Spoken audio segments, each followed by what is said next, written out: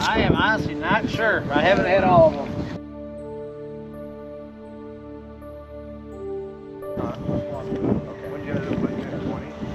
I'm ice diving today because I got a lot of crazy friends who like doing crazy stuff. It's really awesome underneath the water there, it really is. When you go down and you can kind of see the light pouring through the ice, it's really unlike any other experience I've had, and you really can't get that outside of ice diving. It's a carabiner, a twist locking one. We're gonna put it on the vest. And we have a tether going to the hammer in case it slips out of my hands or I drop it in the lake. It won't go to the bottom. Gotta go break up some ice.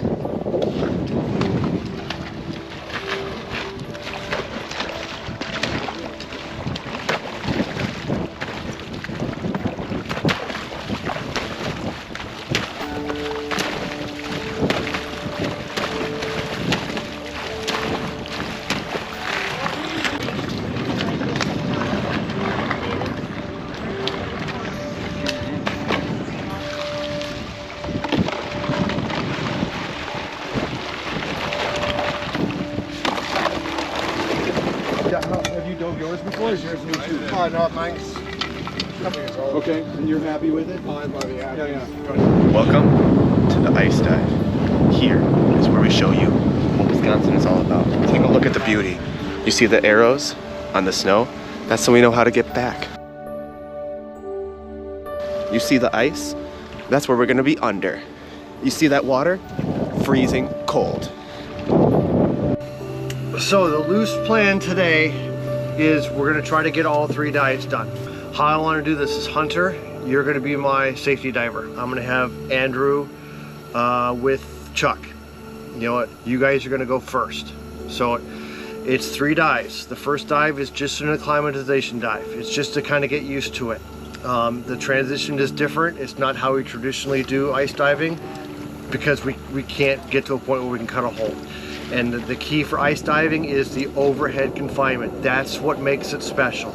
Other than that it's cold in the water and typically out of it, it's the overhead confinement, knowing that if you have a problem, you cannot just come straight up. If you need to take a you know, some time just kind of hovering and do whatever you're going to do to kind of, you know, mentally prepare yourself, you do whatever you have to do. It's just time. So the first dive is just the acclimatization dive. You're gonna go out, you swim wherever you want. You know what? There's gonna be 2 people on the main line. One person's on the inside, one person's on the outside. Whoever is on the inside, they're responsible for line signals to the tender.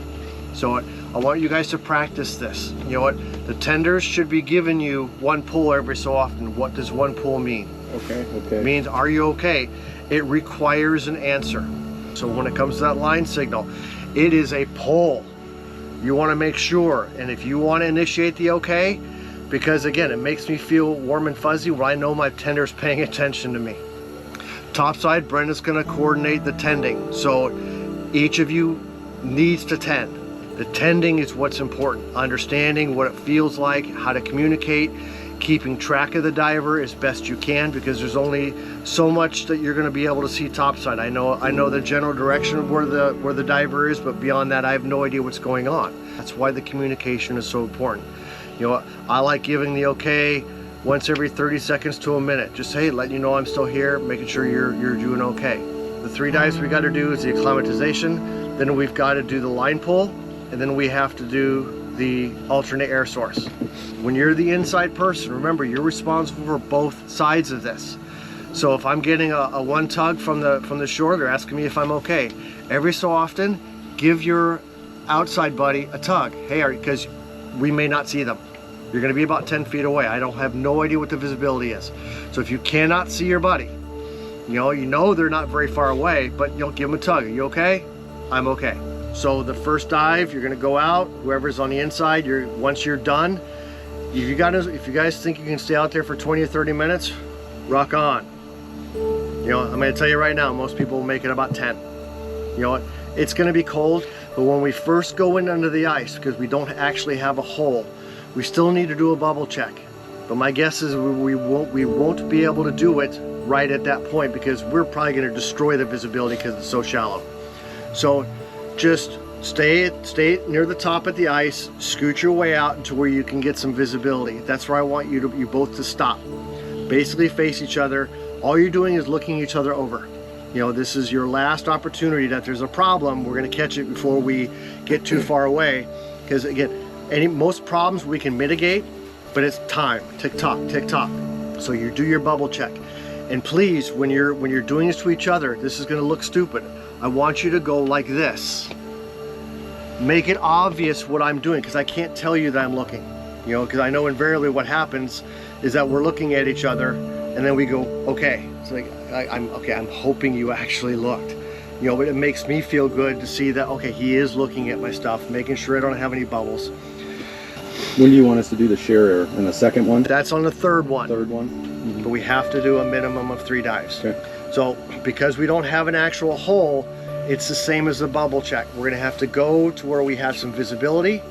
You know what? And you're just, all it is I'm out of air, you pop your rig out, you pop the alternate in, and we're good. You know, at that point, we can just reset it, and the other ones do it, because we're probably not gonna be at the edge. My guess is we're probably gonna be 10, 15 feet away from the edge. You know, this is the best that we can do, because we don't actually have a hole.